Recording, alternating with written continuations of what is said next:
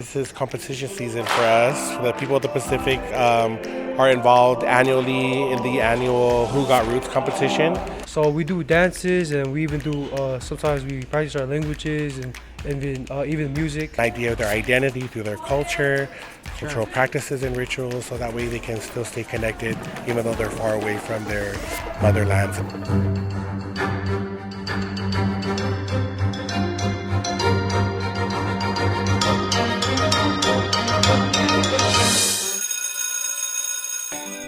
Hello and welcome to the Supercast. I'm your host, Superintendent Anthony Godfrey.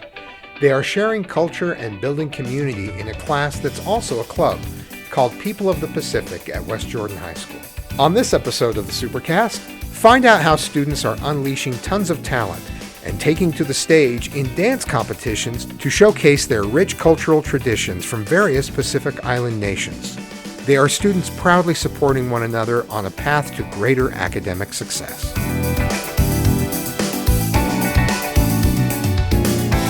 We are here at West Jordan High School talking with Auro about the competition that's coming up. Yes. Will you introduce yourself? Tell us about your position here and what the People of the Pacific group has been up to these days. Yes, so my name is Auro Sosi. I'm the People of the Pacific teacher and advisor. I also run the Reset and Restore room here at West Jordan High School. Just students who are assigned mostly by admin to come into the room who need additional help, whether it's with classes, Edgenuity, packets, and things like that. So right now, this is competition season for us. The People of the Pacific are involved annually in the annual Who Got Roots competition. It's a statewide competition that involves all of the high schools who have either People of the Pacific or Pacific Islander clubs or classes in their schools. So it's a dance competition. And that's what they're practicing in the background. That's what we hear. Yes. And so tell us a little bit about how that competition is judged and what they're working on today. So there is a panel of judges. They pretty much judge off a lot of criteria. Most of it is off synchronization, presentation.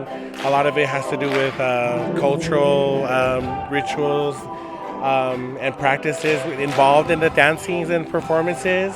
So like this one that they're performing now is the traditional Tongan laka laka. It's performed by all of the Tongan men. So it's just a male-only dance. But there's a lot of criteria depending on what who the judges are. But it's been pretty fulfilling these last couple of years that West Jordan's been able to participate. So it's awesome. How many different numbers will there be? So the way this particular competition works, we select two islands that we're wanting to perform as our main islands. So this year we've selected Tonga and Samoa. And then a month prior to the competition, they go out to all of the schools, meaning the organizing committee, go to all of the schools that are participating to draw what is called a wildcard island. So each school will be given the same amount of time to work on this wildcard island. And it's mostly an island that's maybe overshadowed or overlooked, not necessarily performed every year. So this year we selected Tokelau as our wildcard island. Tell me about Tokelau. So Tokelau it's an older island in the South Pacific. Their dances, when the students were studying it, kind of derives from like all of the sister islands that surround it. So there's a little bit of everything. There's some Samoan motions and there's a lot of Tongan rituals that are embedded in their cultural dance, but they're very subtle. They're not as loud and obnoxious as the other sister islands. So it's a quieter, yes, subtle, a little bit forgotten island yes, when it comes to the performances. Yes. So tell me about the louder performances. What are some of the aspects of performance that people who are not here able to see this? Describe how the boys danced, how the girls are dancing now. So the boys, you can see a little bit more live. We call it mafana. It's kind of like their spirit of dancing, the energy that they bring to the stage. That's what's expected of the male performers in the Tongan Islands. Well, in any island in the South Pacific. The girls, as you can tell, they're a lot more graceful. They're a little bit more subtle. They're not as wild. But it just kind of showcases the grace and beauty of the women of the South Pacific. So. And lots of hand motion. Yes. And small steps, less full body motion, yes, just more of the hands and for for Tongan dancing, it's mostly motions from the upper body and hands. As you can tell, most people are probably more familiar with Hawaiian dances, hula, where it's embodying the whole body, where she's hulaing and utilizing all parts of her body to perform. But in Tonga, they're more subtle in the sense that it's just the upper body and hand motions mostly. I see. This is really transporting me. I wish I were on an island right now. Yes. I'm feeling it. So tell me, how long have they been preparing for this? So we actually start from the beginning of the year. We have performances throughout the year here at the school and throughout the district.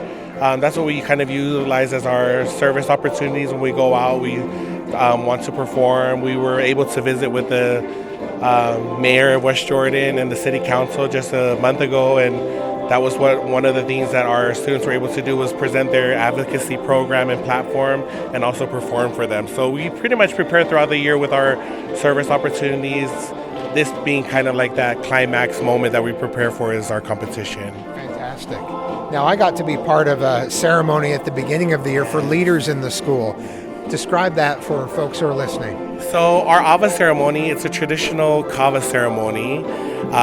It's something that we've embedded in our People of the Pacific program that we like to start off the new school year every year with. It's just, in Samoan, it's called the Ava Feloinga, or pretty much our greetings with each other, us welcoming, whether it's guests or honored guests that we're honoring in that particular setting.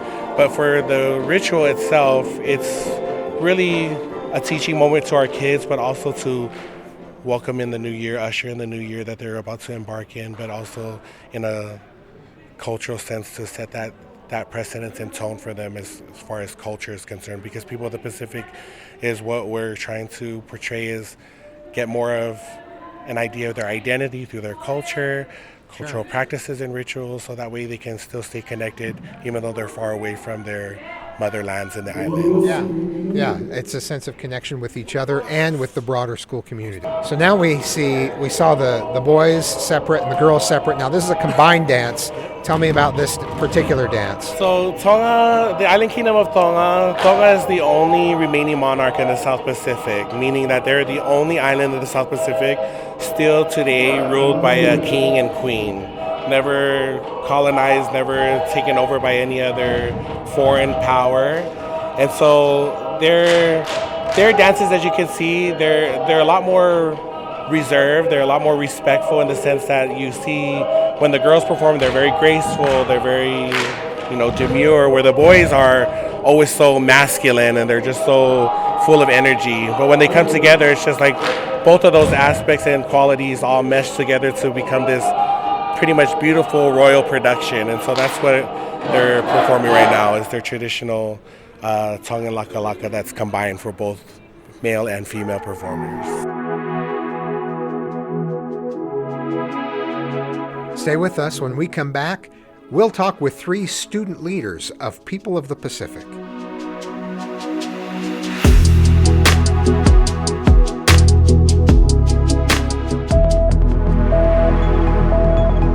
Never miss an episode of the Supercast by liking and subscribing on your favorite podcasting platform. Find transcripts for this episode and others at supercast.jordandistrict.org.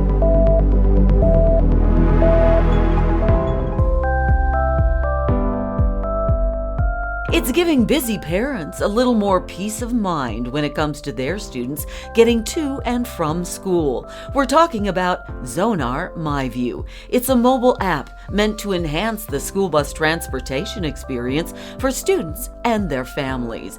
The app allows parents to check on their child's school bus location and the estimated time of arrival at the bus stop each day for pickup and drop-off. If you want to join the thousands of parents already using the app, it's easy. All it takes is a few simple steps.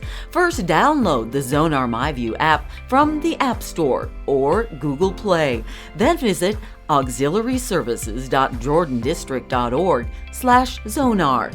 That's where you'll find the school access code and directions on how to enter your student's unique ID and learn how to create an alert zone around your child's drop-off and pickup locations. Let the Zonar MyView app help you stay on top of things, knowing when a bus might be running a little late and when to get your kids going or head out to meet them at the bus stop. It's one more way for us to better connect with you. You have won an award recently, just last week. Tell us about that. So the Utah Pacific Islander Chamber of Commerce here in Utah, this was their first year. They had their inaugural Pacific Islander Educator Award this year. And there was 9 nominees, including myself. They came here and delivered the nomination here at the school, and a few of our administrators were present. I was totally shocked and taken back to have been nominated. Just to be nominated alone is an honor, but when we got there that evening, I went with my parents and a few of our other students who happened to be awardees as well for scholarship by the Chamber, unbeknownst to us. And when they presented each and every one of us nominees and a certificate, they then announced the award, and I was the recipient of that award. And so it was truly an honor, and to me, receiving that honor is more of a tribute to not only the other 8 nominees, but to all of the students and other educators who aspire to educate and inspire any and all students, not just for Pacific Islanders, but everybody, all students across the board, around the world, everywhere. And that's an important point. It's really not about just one group. It's yes. about connecting that group to the broader school community and inviting the school community in to connect with this group. Most definitely. So it's anything but exclusive. Yes. It's something that really is very inviting. Yes. So tell us about any other activities. I know there are performances throughout the year. There's the ceremony at the beginning of the year. Is service a component of People of the Pacific? So we have what is called Island Teen Advocacy Team. For short, we call it ITAT. So that's pretty much the service and activity arm of People of the Pacific program. It's an advocacy program where our students advocate for mental health awareness, suicide prevention, and also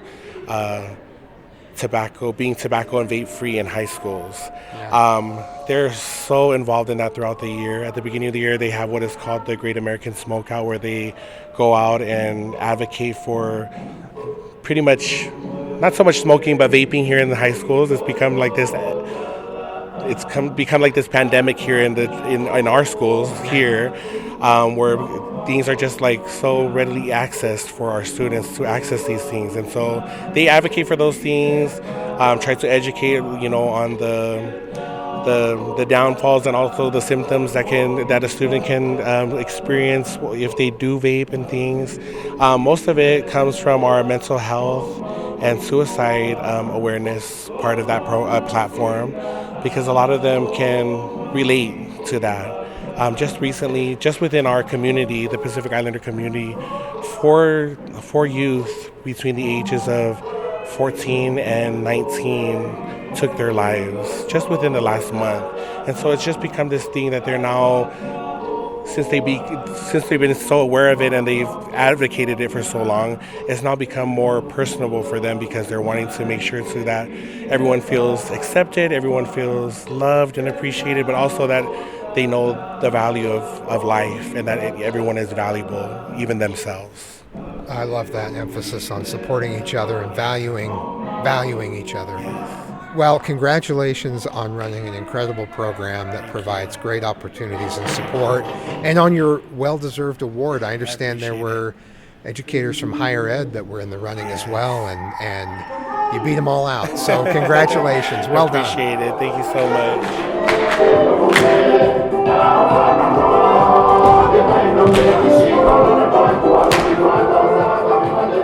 We're here with 3 students who are part of People of the Pacific here at West Jordan High School. Just introduce yourself and tell us a little bit about your participation. My name is Talanoa. I'm a senior at West Jordan High School, and I'm the president of the pop class. I'm Caitlin Lokeni. I'm also a senior at West Jordan High School, and I'm the vice president. I'm Andrea Tongvailoa. I am as well a senior at West Jordan High, and I am the secretary in our POP. So tell us, for those who aren't familiar with it, tell us about POP class and what it involves and why it's important to you. So People of the Pacific class is really a class where we do a whole bunch of cultural stuff. In this class, we learn about our backgrounds as Pacific Islanders, and we also learn about our culture, expanding into our culture. So we do dances, and we even do sometimes we practice our languages and even music. We do a lot of other stuff that is outside of the school as well. We are part of a ITAT thing where we do outreaches to other schools like middle schools and all that about the program that we do. So Outstanding. Yes, we are about our ITAT. It stands for Island Teen Advocacy Team, and basically what that stands for, or what they support, is they support drug use or preventing drug use and vaping and smoking, and as well as tobacco use, and they also bring attention to suicide awareness. And I think that our class really strives for that stuff, and especially in our generation today where many teenagers now struggle with mental health, and I think it's important to have knowledge and to know and understand that there's help, and I think ITA is a great platform for them. Awesome. Yes, taking it back to outside of what we do, outside of school, obviously what our president said, we have more to do with our cultural backgrounds, like deeply rooted. Where our POP class actually does a lot for the Polynesian community outside because of how like well known Auro is, and so we'll do Ava ceremonies, which are Samoan cultural ceremonies that like pretty much we're focusing on this one high chief or like a high individual. We're celebrating their welcoming. Yeah. Into. Tell me about being in Auro's class. What is that like? Oh, it's something. Yeah, I definitely think not only Auro but Coach Lay, it's really, they're really disciplinary, especially with school and going to class. I definitely think for, not to be biased, but our Polynesian community here, you wouldn't find it anywhere else from any other schools out here in Utah. Definitely that level of discipline and expectation. Yes, and expectation. It We are sounds held like to it's a a good high thing, standard. though. Yes, being held to a high standard really means a lot, actually, and we do get prizes for being such great students. Yes. And I think it's such a privilege to have Coach Lay and Auro as our advisors here at West Jordan High School, because not many schools have people like that who are so high up, like our athletic director, Coach Lay, that not many Polynesians see like other Polynesians so high up in our district and industries and stuff like that. And I think it's such a privilege to have Auro and Coach Lay help us around our school and to feel like a family here at West Jordan High School. Tell me about this competition coming up and the preparation and how you're feeling going into it. Our competition, we've been preparing for it since the beginning, I think. And I think Auro especially put a lot of work into this. He constantly is working on our costumes and making sure that all of our dances are fit to perfection, and I think that speaks a lot about his character and about who he is as a teacher, about how much work. He doesn't have to do all this work. He could just like throw us like cloths on us or something, but he actually puts so much work into our outfits and everything that we do and our music and everything. So I think that speaks volumes as a teacher, and I think that's... He won an award recently. Does that surprise you? Yes. No, that does not surprise me. It's very well deserved. Yes. Doesn't surprise me for a second. Tell me about the competition. How are you feeling? With Auro and Coach Lay, I honestly say that they're like the power duo. I've never seen a power duo like that before. Because no matter how much like effort or how many hours it takes into being put into this competition and how much Auro is putting into this competition, Coach Lay is right behind him and backing him up. I definitely think like the way that they support each other is how it reflects us. It reflects on us students in the class, and how we support one another and whatever it is, and just how Caitlin also won an award too. Caitlin, Yes, were you one of the scholarship winners? She was. Wow, tell me about your award. It was such a great opportunity because people thought that I won the award because the award winner before also won architecture, but I think it's because not only the culture, and I think it's because of the dynamic and uniqueness and the hard work that is put into the scholarship that is the reason why that many are able to win it. And I think So that's what's why the architecture aspect of it? scholarship is going for me because I want to go to college for Oh, architecture. it's because you chose. Yes. So that's part of it, is you want to be an architect. Mhm. Well, you can. We're designing buildings all the time. Come back and design a school Of for us. course. Remember all the student perspective, what you Okay. like and don't like, and then you can put it into practice. How about for you? How are you feeling going into competition? I'm feeling good. I'm feeling great. We've had this competition for a while. We've been in this competition for a while in the previous years. But we've never actually placed before. Oh, Yeah, so this is really important. I feel right like now. this is going to be your year. I feel like it is. Yeah, we're taking it. We're definitely taking it I've, this I've year. seen the dancing. I've talked with you three. I talked with Auro. It's going to happen. Yeah. It's going to happen. That's what we're I aiming feel for. great. We're aiming Okay. for that. So yeah, we've been having lots of practices. We've been in lots of even the middle schoolers. They've been coming to practice with us. We've had practices on Saturdays in the dance room or anywhere. As long as we can practice, we're just trying to practice so we can fix things up or fix the small mistakes so we could be ready for this competition. Awesome. Well, I wish you the very best. Congratulations on your award. Thank you. And on being such great examples to the people of the Pacific class and the broader school community here at West Jordan High. Thank you. Thank you.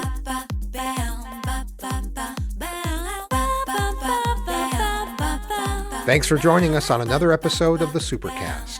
Remember, education is the most important thing you will do today. We'll see you out there.